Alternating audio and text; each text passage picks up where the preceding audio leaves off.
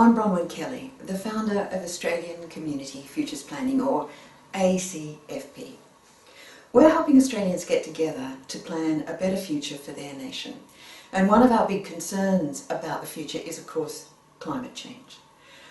Most Australians acknowledge that climate change is the biggest threat to our future. But what many may not fully realise yet is just how close we are to irreversible catastrophe from global heating. Scientists have been warning us for decades, but as yet, no country has stepped up with enough in carbon emission reduction efforts to come anywhere near stopping the heating. Now we probably have about a decade left to stop it, or less, if all countries keep refusing to offer much more than they are in reductions of greenhouse gas emissions to the atmosphere. ACFP keeps a close eye on the science of climate change. We need to if we're to help Australians set up a plan that will actually ensure their safe future on the planet. Because we look closely at the science, we know the world is running seriously short of time to limit global heating to safe levels. We have less time than we might think. Most media commentators are accepting that if nations reduce their carbon emissions to net zero by 2050, that this will stop the heating. But the year by which we reach net zero is irrelevant if that year ends up being sometime after we have already emitted too much in total tonnes of greenhouse gases to stop the heating. Because greenhouse gases, once emitted, don't disappear from the atmosphere at the end of each year, in fact, in the main, they stay there and accumulate for hundreds of years. The truth is that the cumulative emissions tonnage is the real target we need to focus on, rather than a distant target for net zero by a particular year. It's the total tonnage of emissions that matters, and the date by which the world needs to reach net zero is the day before the world emits more in carbon than that tonnage. But what is that tonnage? That is what the world now needs to agree on urgently, otherwise we will not stop the heating. At the COP26 conference set for November 2021 in Glasgow, we have a chance to agree on what tonnage of emissions is safe and what is not. And we have a chance to work out how to fairly share that remaining total tonnage of carbon and reach net zero before we emit too much. COP26 is the 26th conference of the parties to the United Nations Framework Convention on Climate Change. Australia is a party to this convention, and we are a signatory to an agreement made under the convention in Paris in 2015. We made this agreement with more than 190 other countries to do our utmost to hold the increase in global average temperature to well below 2 degrees Celsius above pre-industrial levels, and to pursue efforts to limit the temperature increase to 1.5 degrees Celsius, recognising that this lower temperature, the 1.5 degree target, would significantly reduce the risks and impacts of climate change. COP26 is likely to be our last chance to set things in train to meet this target. Everything about the Paris Agreement and the planet is at stake at COP26. Australia has everything to gain if we meet the temperature targets of the agreement, and everything to lose if we don't. But as they're going about it at the moment, the parties at COP26 are unlikely to agree on everything they need to do to meet the temperature targets. We need to slightly reorient the conference agenda because the parties have been deadlocked into inaction on emissions reduction ever since they signed the Paris Agreement. And this is clear from the most recent report from the United Nations, the Nationally Determined Contributions, or NDC synthesis report. Under the Paris Agreement, countries are obliged to notify the UN of how they will be increasing their nationally determined contributions to stop climate change. This requires them, among other things, to commit to greater and greater reductions in their annual carbon emissions over time, with the primary aim of reaching net zero before high temperatures are locked in. Unfortunately, the Paris Agreement doesn't have a mechanism that will encourage parties to pledge enough in emissions reductions to meet the temperature targets in the agreement. We can see it's not working in the results of the NDC synthesis report. The current negotiating mechanism in the Paris Agreement relies on the willingness of all countries to offer voluntary contributions of reductions in their carbon emissions. But it gives them no assurance that they will be treated fairly. It gives them no guarantee, if they do offer up a contribution, that some other country will not take advantage of that and do less. So it hasn't established a basis for trust and fairness in either negotiations or actual emissions reduction. Because there is no agreed transparent basis of fairness, the current negotiating mechanism is effectively discouraging cooperation.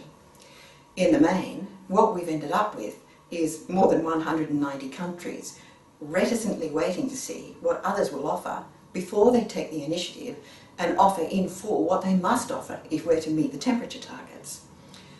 It's not enough to offer to reach net zero by a particular year, say 2050, if by that date we will have already emitted too many tonnes of carbon and thereby embedded irreversible global heating. But that is what the current mechanism in the Paris Agreement is embedding.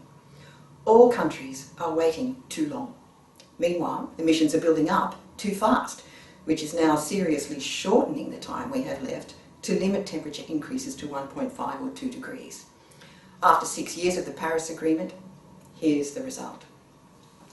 Many countries have increased their pledges, although, as I record this, Australia is not yet one of them. But they haven't increased them by enough in total or fast enough.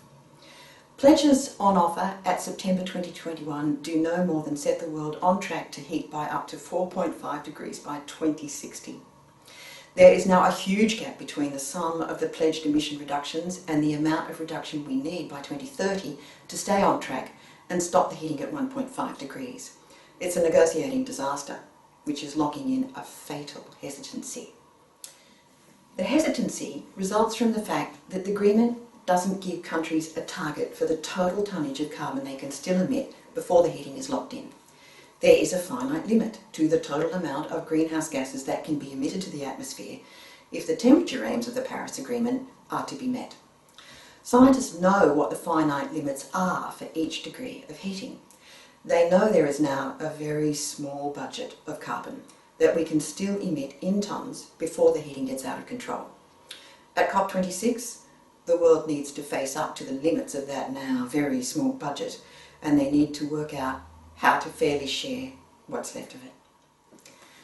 Negotiating to hit the temperature target without setting a carbon budget is like building a skyscraper from the top down without laying a foundation first.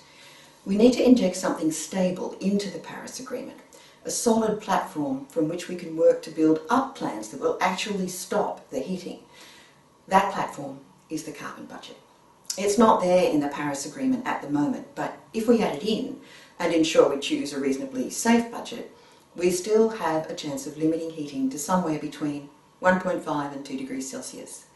It's our last chance, but it's there. So how can the world select the safest carbon budget at COP26? The one that might still stop the heating at a tolerable level? How can we stop ourselves running along this line instead run along this line? The COP26 organisers know it's tight. So their strategy in the absence of an agreed carbon budget is to push hard now with calls for more ambitious NDCs than have been forthcoming from the parties to date. The implicit, if not explicit, expectation of the organisers is that pledges of 50% reductions in emissions by 2030, or preferably much sooner, will meet the necessary level of ambition. They're also likely to celebrate COP26 as a success if all nations, in addition to pledging 50% reductions by 2030, commit to reaching net zero by 2050. But if the parties in negotiations content themselves with that, then it's game over for the 1.5 degree target and probably even the 2 degree target. 50% reductions by 2030 and net zero by 2050 will lock in way too much in tonnes of emissions. It sets us on a track to exceed the carbon budget well before we reach net zero. Anyone can see this if we do the maths. So let's see what the maths is telling us. The Intergovernmental Panel on Climate Change says the world can emit no more than another 400 billion tonnes of carbon dioxide on top of what we have emitted since the Industrial Revolution. From the end of 2020, 400 billion tonnes of CO2 is all we can emit ever, if we want a 67% chance of limiting global heating to 1.5 degrees Celsius. in 2019, global emissions were reported for the 2018 year as 36 billion tonnes. And then in 2020, they were reported as about 43 billion tonnes for the previous year, depending on what we take into account.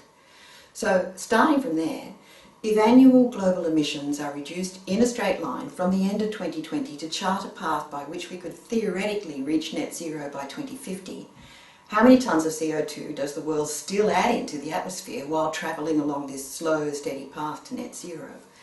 The answer is 668 billion tonnes, which is 268 billion tonnes or 67% more than the 400 billion tonne limit. And with that particular straight line of emissions reductions, theoretically enabling the world to reach net zero by 2050, how soon does the world blow the 400 billion tonne carbon budget and lock in heating above 1.5 degrees? The answer is by the year 2030. So obviously a target of net zero by 2050 will be too little, too late. And the request from COP26 organisers for 50% reductions by 2030 is also nowhere near enough to meet the temperature targets. If we stick with the path of reductions that the organisers are calling for, we will blow the carbon budget 20 years before we reach net zero, which will lock in heating well above 2 degrees. So let's do the maths again, this time to calculate the time we may still have to reach net zero without blowing the 400 billion tonne budget. For a 67% chance of limiting heating to 1.5 degrees Celsius, and assuming all countries work to reduce their emissions in a straight line, year on year to zero, when does the world need to reach net zero without blowing the 400 billion tonne budget? The answer is by the year 2037, not 2050. So if the world can work out a way to stay within that budget and do everything possible to reach net zero by 2037, then we might have a chance, a 67% chance, of limiting heating to 1.5 degrees Celsius. We might also have a 33% chance of failing. So it's only a medium level of confidence. And that medium level of confidence unfortunately requires a qualifier, because it doesn't take into account the fact that the 400 billion tonne budget is only for carbon dioxide and excludes consideration of other greenhouse gases that may be emitted, like methane. It also excludes a contingency amount for more carbon that may be released if Earth system feedbacks, such as melting permafrost, add more CO2 back into the atmosphere. So a 400 billion tonne budget doesn't offer a reasonable degree of safety. In fact, when other greenhouse gases are added in, scientists have concluded that the budget must shrink quite a lot. According to the Climate Council, we may have as little as 110 billion tonnes left in emissions that we can add into the atmosphere before we lock in heating above 1.5 degrees. At the current rates of global emissions, a budget like that might be consumed in just 3 years. On this reckoning, a 400 billion tonne budget doesn't offer the safety all countries dearly wanted when they signed the Paris Agreement. It would be a far safer bet that we might keep temperature rises close to 1.5 degrees if we adopted a global carbon budget of somewhere between 200 and 250 billion tonnes, say 235 billion tonnes. If we had set a carbon budget sooner, we could have given ourselves a bigger budget than that, but we didn't. So a budget of 235 billion tonnes will probably strike a balance between what is still physically achievable in tonnage reductions in this decade and what is politically negotiable at a global level in policy terms and what is reasonably safe in temperature terms. So it's worth doing the maths again, this time for a safer budget. If all countries work together within a 235 billion tonne budget to reduce annual emissions in a straight line down to zero, how soon do we need to reach net zero to avoid blowing this safer carbon budget? The answer is by the year 2030. That's the same year by which the COP26 organisers are hoping for a 50% reduction. But to give the world a fairly secure chance of meeting temperature targets, they should be calling for a 100% reduction by 2030. They should be calling for net zero by 2030, not 2050. To meet this safer carbon budget, global emissions would need to be reduced by just over 4.3 billion tonnes a year, year on year, for the next 10 years. Is it physically possible? Yes, but not if we keep delaying. The Paris Agreement is a mechanism that is not well built for stopping these deadly delays. It anticipates that countries will have the luxury of another opportunity to increase their pledges in 2025, and that this will not be too late. The conference organisers appear to be working within this assumption, but it conveys the impression that the temperature targets can still be met if steeper emission reductions come towards the end of the 2020 decade. This is called back-ending the reductions. That might have been a reasonable approach when the Paris Agreement was struck, but the world has since wasted 6 years and not reduced emissions. They're just building up and up. So if at COP26 we opt for the back-ended path, the annual reductions in the second half of the decade will need to be much, much steeper than 4.3 billion tonnes. It will introduce panic to the whole process, which will cause all sorts of flow-on panics, including for financial markets. It's far easier, less risky and less costly to start now and aim to achieve as much as possible in reductions before 2025. This is now an impending global emergency. It's one that will dwarf the coronavirus pandemic. Unless the world comes to agreement about a safe carbon budget and works out how to stick to it by fairly sharing it, it's game over in the next 5 years for climate change. That doesn't mean it's time to panic. It means it's time to prevent panic. Countries can work out how to share what's left of a safer carbon budget by a simple, transparent method which offers the fairness necessary to build confidence among the parties that everyone will stick to it through to the end at 2030. The simple approach is to set a carbon budget that is reasonably safe and then divide it up so that countries can emit no more than the percentage share they emitted in 2019, the pre-COVID year. That opens up a possibility where every country can move steadily and with relative calm backwards from their current level of emissions. They must track back anyway, but this allows them to do it without too adversely affecting each country in relation to its stage of development. It minimises the possibility of growth in inequality between developed and developing countries. This simple mechanism gives each country a chance to plan out exactly how they will meet net zero within their budget of emissions, rather than by a date that will be too late. That's something they can't do if they continue to lean on the current mechanism of voluntary and slow contributions. Having a carbon budget, and knowing that every other country has one too, gives every country better confidence that their efforts won't be wasted. Once a country has an idea of its total remaining budget of emissions, it will be far easier to work out what they will each have to do to reach net zero before they blow their budget. No country is even trying to work that out now. They're looking purely at reductions by an irrelevant date rather than what they can emit as a maximum. They all need to switch over to focusing on their maximum carbon budget and plan out how to live within it. As an example, we can look at how this would work for Australia. Excluding emissions from exports, Australia emitted 0.53 billion tonnes of greenhouse gases in 2019. This equated to about 1.5% of global emissions, although on some estimates it may have been around 1.4%. But assuming that Australia negotiates a 1.5% share of remaining emissions, and assuming a safer budget of 235 billion tonnes is favoured, this would give Australia a final carbon budget of 3.53 billion tonnes. It would mean that we could emit no more than 3.53 billion tonnes ever.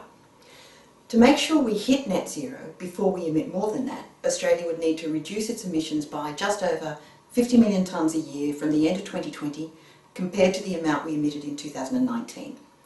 With drops of 50 million tonnes a year, Australia would hit net zero with budget to spare, or about a year to spare if there had been any mishaps or more delays. Drops of 50 million tonnes a year are physically feasible for Australia, and in any case, there's no point in arguing that they're not, or that they shouldn't be attempted when the alternative of excessive global heating will cause much more trouble and expense for Australians than the reductions would cause. Anyway, in Australia's case, the emission reductions are highly advantageous for our economy. In fact, because of the type of economy and resources we have, a slow run to net zero would cost Australia much more than a swift run. As researchers at Melbourne University have shown, the cost to Australia if the world fails to stop global heating is a minimum of $584 billion by 2030. But the cost to our economy if the world can solve it by 2030 is a mere $36 billion. What Australia can't afford is for the world to fail on the heating targets. So we need to pitch in as hard as we can and stop behaving uncooperatively on the international stage. Many Australians are doing the right thing at home by switching to renewables, and many businesses are now pitching in too. Much more progress will be made over the next decade, but it is likely to be wasted if we don't also lift our game in the international negotiations. The suggested safer carbon budget of 235 billion tonnes and this simple method of fairly sharing it benefits every country. For developing countries, it will enable them to devise detailed plans that will ensure they hit net zero before their budget is exhausted, and these can be costed and submitted with applications for any finance necessary to ensure they can actually meet the targets. The UN can audit these costed plans and form a clear view of the aggregate of the finance needed. This will give developed countries like Australia a clear idea of what they'll be expected to contribute to help less developed countries. Everyone will have greater certainty, which is essential for the trust needed to keep all countries on track for the next decade. It is possible to stop global heating in a decade if the world stops stalling and starts now. If countries like Australia reverse their uncooperative behaviour and commit to fairly sharing the remaining global budget, they can make a world of difference. Imagine what it would feel like to get on top of the global heating problem within a decade. We still can. Imagine what it would do for confidence in the global economy during the 2020s if, at or very soon after COP26, all countries came to agreement on the remaining budget and committed to staying within it. Imagine how exciting it would be to see them work together in an unprecedented collaboration to solve this unprecedented threat, knowing that they can solve it. Conversely, let's imagine for a moment that we don't find a way to work together as a decent international community and the world moves beyond the point where we can solve it. The COP26 organisers know what that looks like. You can read about it and about COP26 here. Links are in the description.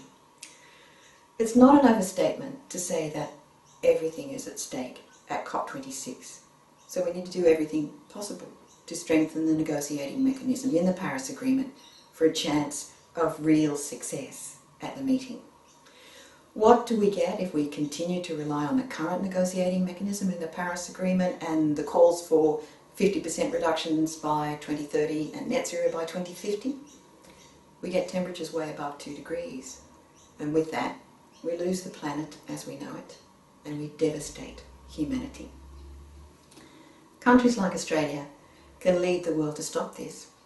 If you'd like to be part of that, you can sign ACFP's petition calling for Australia to propose a new negotiating framework in the Paris Agreement based on fair sharing of what little remains of the world's carbon emissions. Links to the petition are in the description.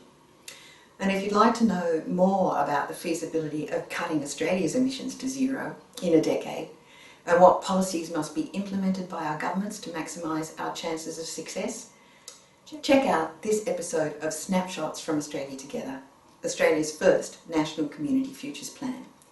This is about the strategies necessary in Australia for stopping climate change in the 2020 decade. Links are in the description. Thanks for watching this video. If you like this program, please click like on the YouTube page and share the program with your friends and subscribe to this channel.